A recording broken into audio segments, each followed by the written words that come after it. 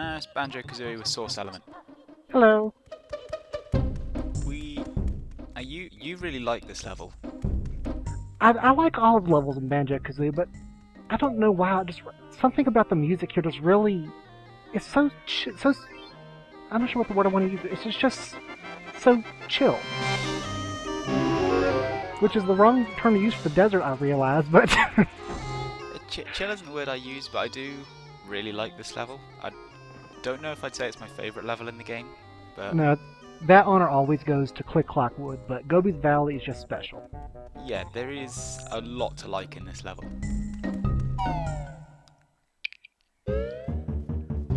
And to my eternal shame, I actually have not watched the Freeze Easy Peak video yet. What have we done?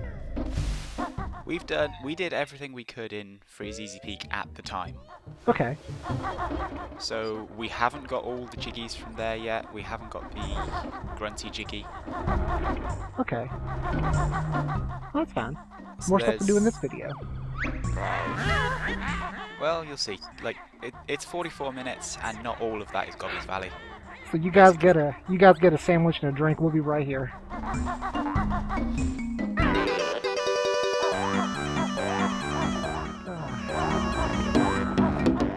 There's some notable stuff in terms of this exact playthrough in this level, but we'll get to that. Oh, is the thing inexplicably open as it was in the beach level? We'll get to that. You're playing close to your chest, huh? Well, to be honest, I recorded this nearly a month ago now, so I can't actually remember. That's fair too. I've become that person who is recording LP stuff way in advance. It's better than just leaving it and forgetting to record. This tree just looks so shriveled and sad. I didn't even think that. I think it looks 90s as fuck. And he's got the headband, he's got the dreads. You know, that does, now that you mention it, it does look like dreads. I was just thinking that, like, if a plant's wilted, you can kind of see how its leaves just kind of drape over each other. That's what it kind of looks like to me. That was what I always thought about that tree as a kid. Yeah, now that you mention it, that really does look like dreads. Yeah, it's like when you're growing up. I mean, certainly in the 90s, watching stuff like Saved by the Bell and a lot of those shows. Those with teen dramas. With that headband and that kind of hairstyle.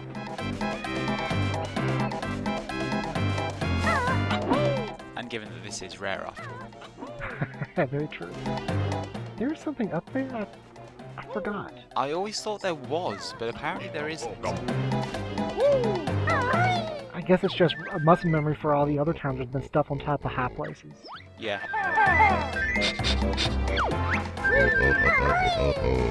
That is so messed up. Yeah.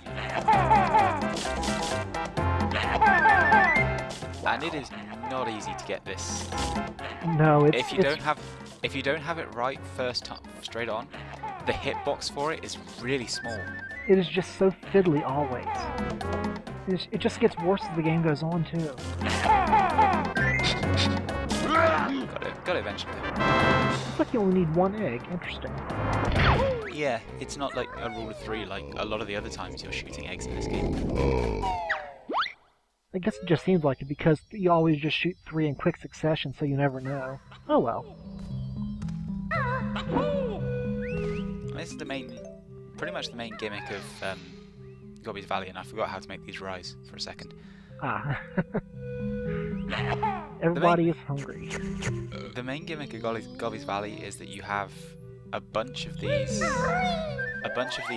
buildings, temples and pyramids, and each of them has like this challenge in them. I want to say they repeated that in one of the levels in Banjo too, but I don't remember that well. Yeah, like I said a few times now. Actually, I don't actually remember much of what I played of Banjo 2. I think Grunty Land did something like that. Yeah. Like there were a lot of buildings and a lot of self-contained areas that this game doesn't necessarily do. A lot of shitty minigames too, to be honest. That's true. But then That's but then this game does that quite a bit as well. Yeah, there's a. Oh no, I'm thinking of the haunted house level. That's. Ooh. So I just thought of the tumbler glass minigame. I don't mind that so much. That's not here. That's not this. No, Quick that'll be thing. next time, I think. I haven't actually recorded the next video, so... Really? Yeah, like, I've mostly been, you know, since I recorded Freeze Easy Peak and Gobi's Valley in one session, so after that I just kind of decided I was going to go off and play something else, and like I mentioned in the thread, I kind of got into XCOM. Yeah, just a little bit. I haven't played that in a few days, actually. I blame XCOM for my LP dying. Indirectly. Well, it's always one of those super addictive games. That's not the reason, actually. I know it's not the game's fault, but the night before my hard drive died, I was playing a lot of XCOM, and that's what I was starting up right as the hard drive died. You ever seen a hard drive fail right as you're launching something on it? Yeah, actually, like, one of my old computers, I think it was the first PC I ever owned, the hard drive wasn't actually screwed in properly. Oh my god. So the hard drive would move around on boot. So my computer would go maybe for like, after a few months of using it, my computer would go for like 2 or 3. My computer would go for like 20 or 30 minutes, and then would just blue screen. Oh, that's horrible. And I see here that the door isn't open. Door. Oh well. Here's the thing. That door is another stop and swap thing, but it's not one. It's not one that is still accessible in the N64 game, I don't think. Yeah, you gotta do like some weird Treasure Trove Cove cheat again to open it, and it's not really worth it.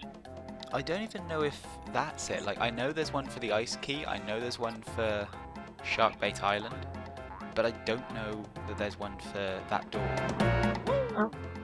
It was in one of his collection videos, but I think I remember Rory Lou did open that door up. Could have also used a Game Shark, I'm not gonna... Yeah. Oh, I hate this enemy so much. No, now I've thought about it, I've never actually read the Cutting Room Floor article for this game. I should probably do that. Oh, I bet that would be super interesting. Oh yeah, because Rare have a lot of hidden secret stuff in their games anyway. I think the one thing I remember is that they had like a forest level they're going to reuse that wound up being used in Donkey Kong 64 or something. What would eventually become Jungle Japes? Yeah, I think so. I don't remember a lot of it. I don't see why you'd have like two. I don't see why you'd have like two forest levels in one game though, because they already have Click Clock Wood. Yeah, you really can't top perfection. So remember this area, we'll be back here later.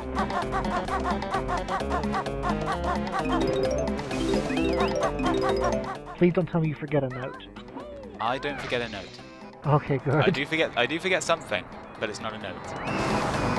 It's hard to forget notes really, because they're always like at least in groups. There's just something really soul-draining about getting to the end of the level and finding 99 out of 100 notes, and you just gotta search for that last one.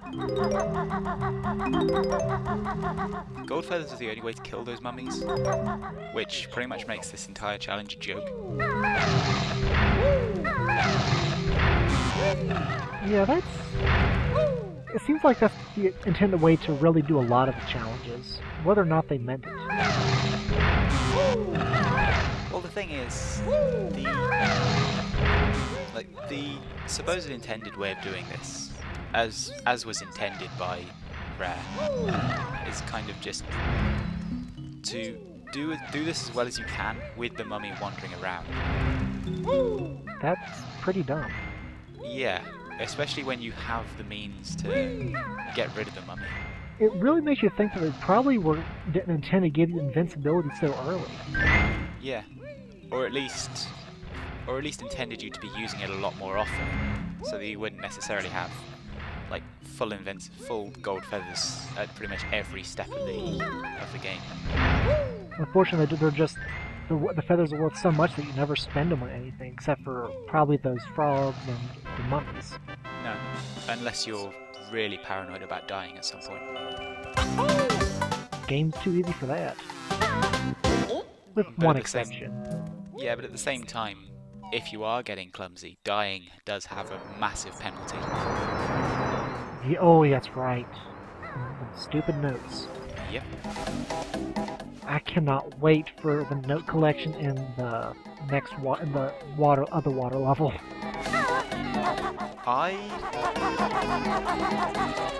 See, here's the thing. That one Jiggy that everyone talks about, I've never had a problem with it. That's... oh... There goes a lot of the schadenfreude for the thread. I get why it's difficult. I'm not going to say for a second that Jiggy isn't hard, but I think I've just had so much practice walking on thin platforms over the years that it's just become second nature at this point. Fair enough.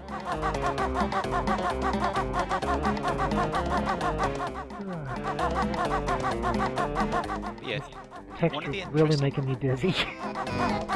Yeah, the camera controls aren't great on this point because, you know, N64 there's kind of the camera is kind of a physical game object, so it won't go through certain things, which ends up meaning that you can't rotate it to be exactly behind you on that section, on those sections. Anyway, you were going to say something? Yeah, the tile matching game that we just did, that is actually exactly the same every single time. Really? Which, yeah, it's something that really surprised me. Because I was watching, you know, I'm going back to speedrunning here. The Awesome Games Done Quick speedrun from this year. I was watching that, and the guy who was doing it, he did it perfectly. It's like first time, didn't make a single mistake. Huh. And it was exactly the same as you saw there. It's like, I would have always thought that game would have been randomized. Yeah, you'd think so.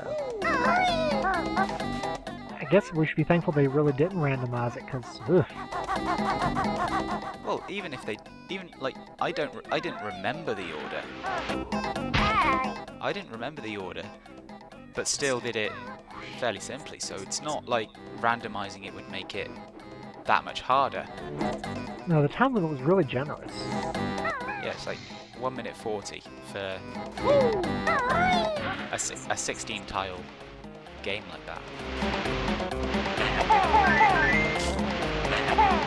To be fair, I think it does get a little harder if you ever have to redo that puzzle. I don't even think it gets harder then. I think the only thing that's added if you have to do it again is they put another mummy in there. And as previously demonstrated, that's not any kind of trouble at all. No, not at all.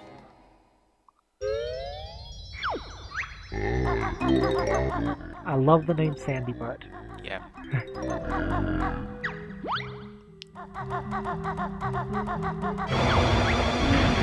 Welcome to Childhood Nightmares. It's really not that bad of a maze either. You just 60 seconds is plenty of time, even if you take the wrong directions. Yeah, and I don't remember this maze, but the thing is, I do remember that there's something important in here. Oh dang!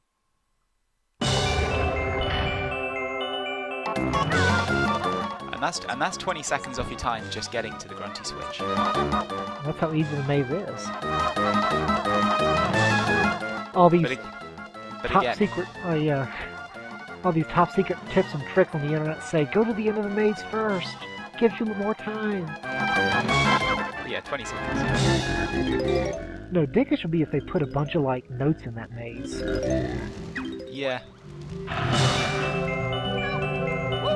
But again, like when you're 12 years old doing that, with the music constantly going, Oh yeah, and getting faster as it goes.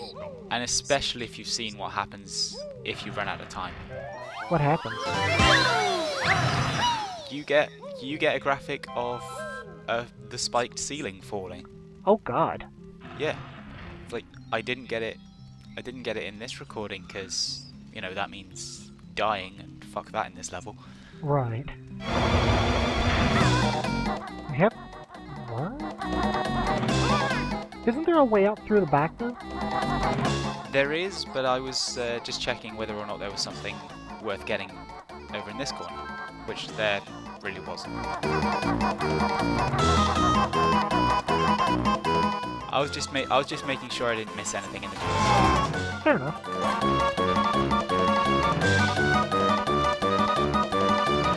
God, music's putting me on edge. Just something about music just keeps getting faster and more frantic. Yeah, that's the great trick of that thing.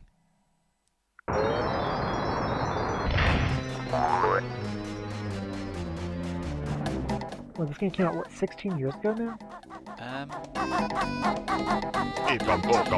1997, I think it was. So. Really? I thought it was at 98. But yeah, if it's 1997, that's 17 years. Wow. I think that this game is older than some of your viewers. Well, the thing is, I was mentioning on Twitter yesterday about Advance Wars, and how that's now 12 years old. Oh God, really? I think it's actually 13 years old. Shit, you're right. It's 12 years since its European release. You're right. 12 years ago, I was playing Advance Wars on my big fat purple GBA after class in high school. That shows how old I am.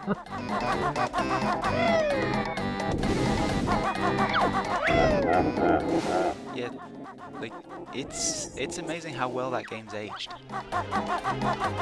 Like it's a really good-looking game even now.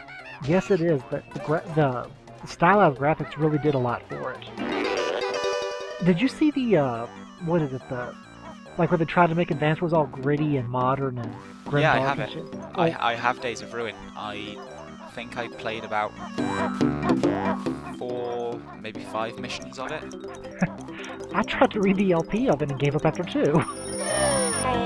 Well, the thing is about Days of Ruin, I probably could have played it more, except it changed a lot of what I knew about Advance Wars. Oh, you introduced all these like new units and shit. Yeah, there are a lot of new units, a lot of units that you previously knew don't necessarily do the same thing. Oh, that is mean. So going into it as someone who'd played Advance Wars and who'd played 2 and who'd played Dual Strike, it was hard to get into. So like, even when you leave aside the fact that you've got a completely different cast of characters, Right. you have no attachment to anything in that game if you've played all the previous games in the series. I don't remember what some of the units were, but I just remember it's like weren't they all like cars or something? Yeah, there was like mechs were replaced by motorbikes, which basically completely removed the one thing that mechs didn't have to offset their strength boost, which was they couldn't move very far. Remember they could like cross mountains and stuff, and now with a motorbike you certainly can't drive across a mountain pass. Yeah. And then there was anti-tanks, which basically didn't replace artillery, but they were effectively artillery that were more effective against tanks. Just like, what is the point of that? I mean, I understand that medium tanks are like used to be the most badass things in Advanced Wars, but oh, that's heartbreaking. Yeah. Meanwhile, in the game we're actually playing. Yes, I was saying that's tight even with the speed shoe. They take away 5 seconds of time every time you start it too.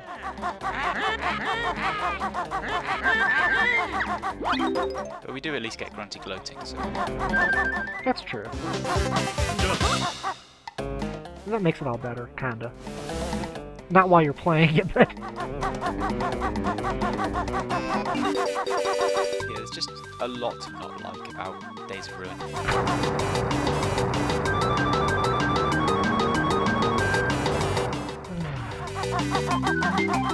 Speaking of... crap, I can't think of what the company's called, but you played any... Systems. Yeah, you played any Fire Emblem games?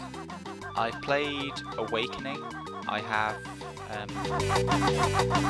have the GBA one that was part of the 3DS Ambassador program, but I haven't actually played that one yet. Awakening's the best one, so you don't really need to. Yeah, I do really love Awakening. I'm hoping they show up on the Wii U Virtual Console. Oh yeah. Okay, that's me. Yeah. It's hard to get your bearings with regards to height and depth in this level, or at least in that section. It's just such cramped quarters, and the camera doesn't follow you at all. It's bad all around. Bad times, bad times. I'm trying to think of what all you haven't done yet. I was thinking the same. Like, I wasn't watching how many jiggies we've got at the moment. Oh, I haven't been either. I've been watching the video, but not paying attention, if that makes sense. Yeah, we've got, what, 80, nearly 90 notes. We're only halfway done with the video. Yep. There we go, 87 notes.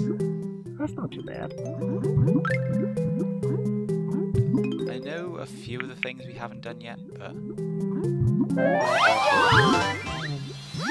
All I can think of is the snake. Yeah, we still got that to do. We still got Ginger to find. Oh yeah, and all them cactuses up above. Cacti? Whatever, cacti up above. Yeah, but that's extra honeycombs, Ah, that's true, that's true. not jiggies. Although I do have to do those as well. You were missing out too.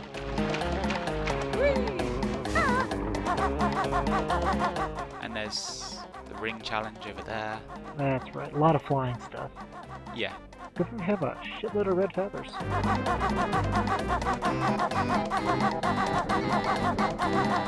Yeah, Go ahead. Banjo-Kazooie released June 29th, 1998. Huh. 28, that's 16 years ago, yeah. So yeah, remember when I said to remember this area? There's a Jinjo you didn't get. Yeah, we kind of still need to remember this area. And if you'd only speak up. This was embarrassing. Gobi only does this to Let's Players. Oh, it's you. Yep, it's actually Gobi.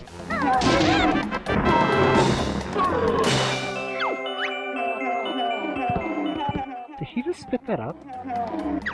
I think he made it appear from... He made it appear from the rock. Okay. Which is slightly less weird. 6. Okay, so that's not... We're over halfway done with the valley. That's not bad. Oh god, Banjo-Kazooie's Wikipedia article has a section on legacy. Legacy? Like the N54 version? Yeah. I don't think there were that many differences from the 360 version. I must be wrong. What is... I gotta look this up now. Wikipedia Banjo-Kazooie. Oh yeah. That group of developers who are making a spiritual sequel. Really? Yeah, it first appeared in like that first appeared on like a Twitter account in 2012. It's like a group of old Rare developers who were supposedly making a spiritual sequel to Banjo. Looks like it's supposed to be a hat in town, I guess. No, that's a different thing.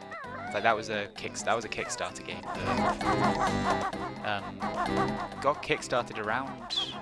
I think that was around 2012 actually, but you know, it's a Kickstarter game, so I haven't actually heard anything about it since the Kickstarter was finished. Consider yourself lucky on that one. I was unlucky enough to back the La Mulana 2 Kickstarter. Got an email from them the other day. Update number 45. Oh yeah, like I think I've backed one Kickstarter, and that was the Bubblegum Crisis Blu-ray collection. Ooh. That is being done. And the updates for that have actually been really good. Really?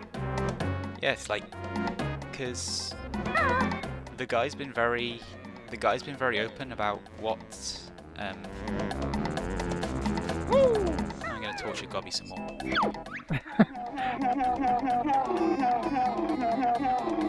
The guy's been very open about when he has like money to spare from what we got from the Kickstarter. So he's like, I have this extra money around, so I'm gonna make the premium version is gonna come in this special case. Oh, cool. There's gonna be more art cards.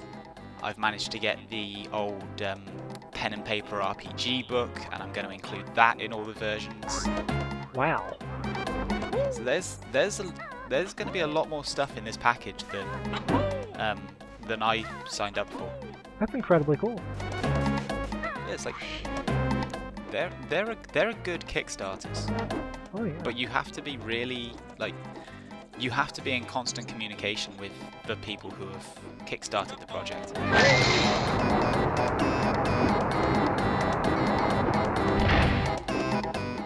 That's the one thing I know I shouldn't, but it's when I backed the La Mulana 2, I didn't expect that many updates, but for the entire month that project ran, they sent at least one update a day, and it was kind of annoying, to be honest.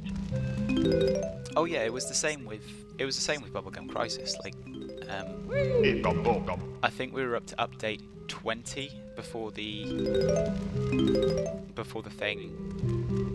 We were up to about update 20 before the thing finished, and it was just occasional like, we have this much money now, this is what we might be able to do with it. But since the project finished, it's been like every few weeks it'll just pop in like, I've been, you know, this is what I've got from the licenses, this is the money we have left, this is what we might be able to do with it. He's keeping in contact. Yeah.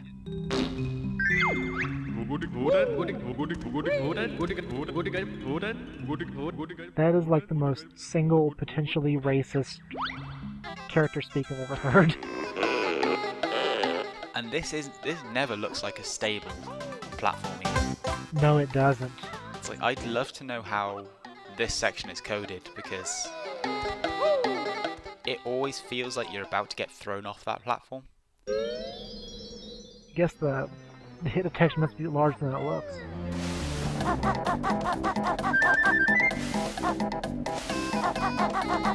Oh, hello. Oh, that's right. He's for Jiggy, isn't he? Yes. And I think we're going to be doing that now. Excellent.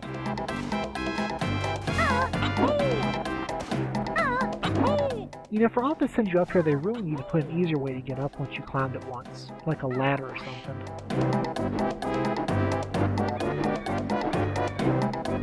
Yes, but rare and, you know. Rare hates their players. Rare and padding. That's true.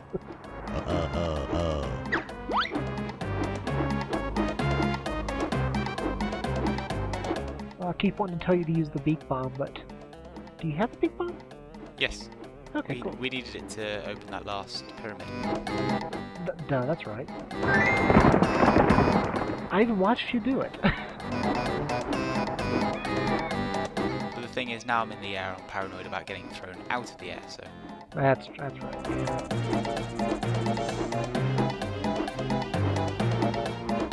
I got a hint where they made the flying controls just about as fiddly as the swimming controls. Well, they're exactly the same. For better or for worse.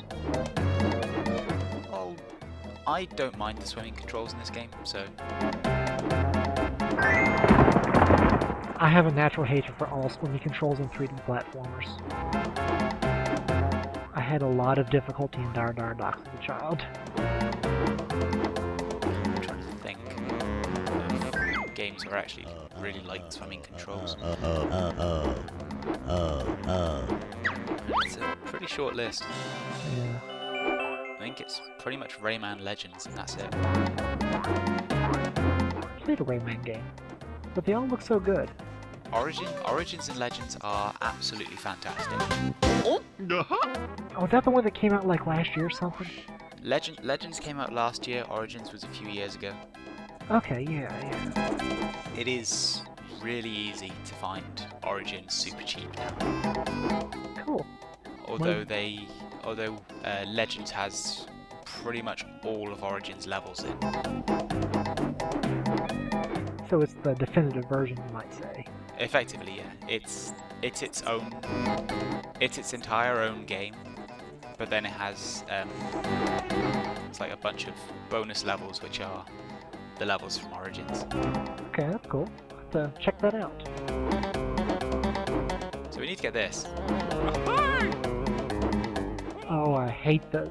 which is easier said than done. Oh yeah, gotta be... Thread the needle just pixel perfect almost. Oh yeah. Got it.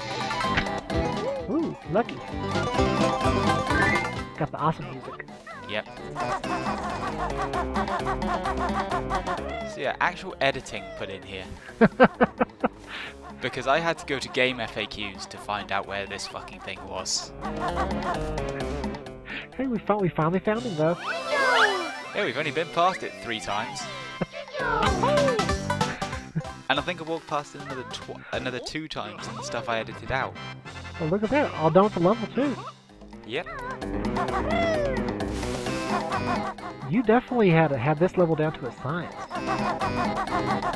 I wouldn't get that far, but you know, there was a significant amount of wandering around doing nothing. not picture 20 minutes of aimless wandering. Trying to find the fucking Jincho.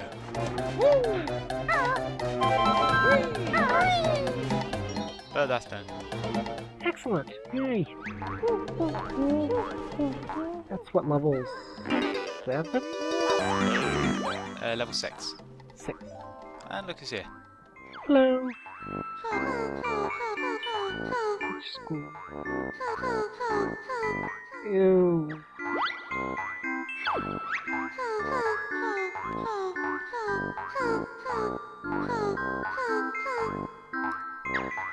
Okay. Fine publication. Read it for the articles. Yeah.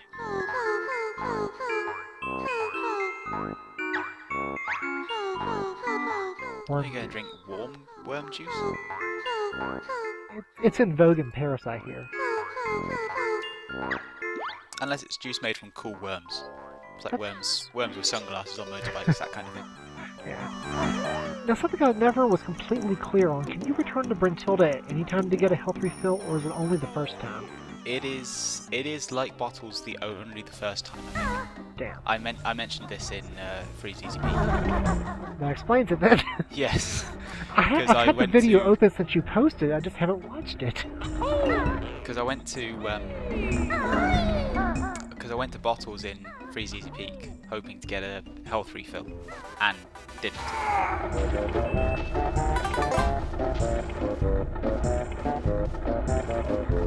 This was not one of the finer puzzles in the game, I have to admit.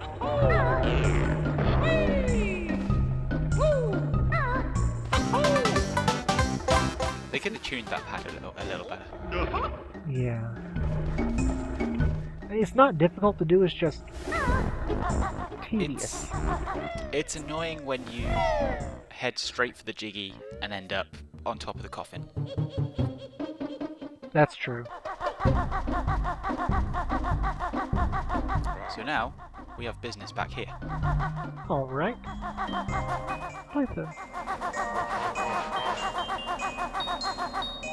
I was gonna say I like the music here, but I like the music in every level. I think all the remixes that you hear in Grunty's lair are pretty great. There was a soundtrack. Did you ever visit Zophar.net? I was a frequent visitor to Zophar's domain back in the day. They still have like a bunch of game soundtracks on there, including this one. And there's like, actually, let me. I have it in like USF or whatever format. Oh yeah, the soundtracks on that site were always in really weird formats. And there is like, no kidding, like 4 different variations on the theme for every level. And like you've got the overworld theme, you've got the underwater theme, you've got just all these different variations, and it's insane. They put a lot of effort in the music. Yeah, Grant Kirkhope is a very talented guy. Yes, he is. It's like and really surprised by how popular the game ended up being as well. Well, it's a quality product. Yeah. And there's literally nothing under it. Oh, have you done the, oh, I guess not yet. The one where you have to, like, run through to get to the flight pad and the... Or did you just do that? No, that is literally what we just did, like, 2 minutes ago. I am, like, the worst guest because I just do not pay attention to anything, and I apologize. And I actually forgot Brentilda was up here. The disgusting. Yeah, I can see that.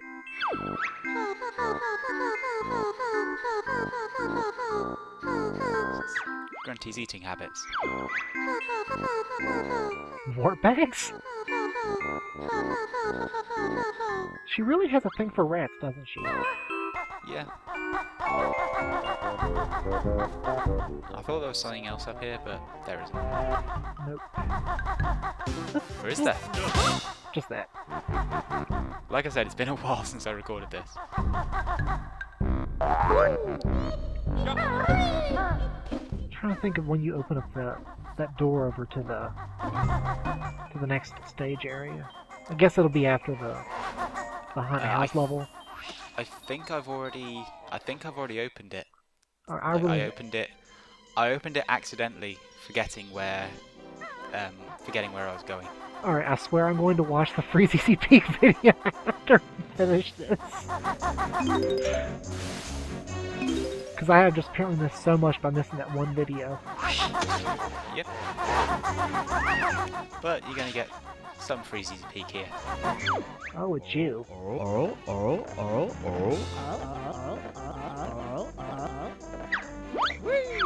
At least let's put the shoes just right there.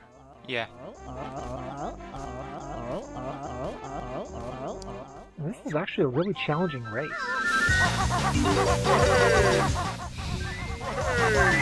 It's the worst part of N64 races.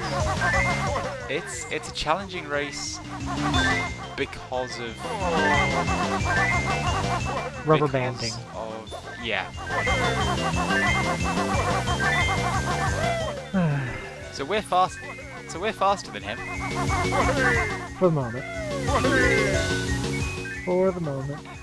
Oh, there he goes. It's always a smart thing to do is when he's coming behind you, just let him pass, because he'll knock you off course if you don't. Oh. Yep.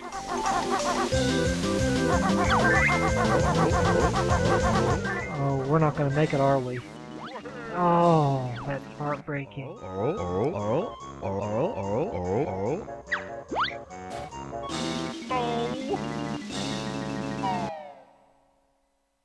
This will take a life for losing. And at least it sends you back to the start. True.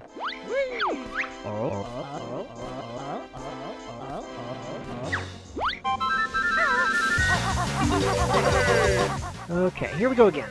We can do it. Attempt 2. Come on, you fat polar bear, we're gonna win. If you somehow escaped the N64 era of racing games, rubber banding back then, a lot of people complain about rubber banding now. Oh, they have no idea. Oh yeah, like rubber banding in the old days was horrific. Oh, and you lost the shoes too. Yeah. Oh. Yeah. Listen to him, folks. Let the bitterness of someone who raced mirror version of Mario Kart 64 tell you how bad rubber banding was. Oh yeah, I've been playing Mario Kart 64 recently, and even 50cc. It's like I tried something. I did like power sliding and snaking as well as I could on the first lap of Luigi circuit, and ended up, you know, the overlay you can get in Mario Kart 64 that kind of like runs the border around the screen. Yeah, yeah. I did that and ended up about half a lap ahead, and I had second and third. I had second and third right on my ass on the third lap. I didn't think the rubber banding was that bad on 50cc. It is absolutely horrific. Wow, really? Yeah. I remember racing 100 for fun, just like... What was that double dash? Oh, we won! Yay! The rubber banding was massively scaled back in future games. It's like you can get really far ahead in 50 and 100cc in Wii and in Wii and 7. Huh. I must have forgot to put it behind me or ignored the rubber banding in 64 because, well, at least in lower difficulties. Oh, I got so angry at that. Mario Kart just brings out the worst in people, I feel. Yeah. It's like, what I should mention is that wasn't actually the third attempt at that. Oh, That no. was something like the 7th attempt. Sure, you could have just done the humble brag, say third time's the charm. Yeah, but it's important that people know the suffering that has gone into their entertainment. That's true. But it's all past us now. We have emerged victorious. And dealt with the entire, well, middle third of the game. It's all downhill from here, folks. I don't think so. It's like, yeah, the next level's kind of tedious, but after that there's some great stuff coming. That's true, that's very true. Anyway, the video's about to end, so goodbye! Yep. And through this door to the next section.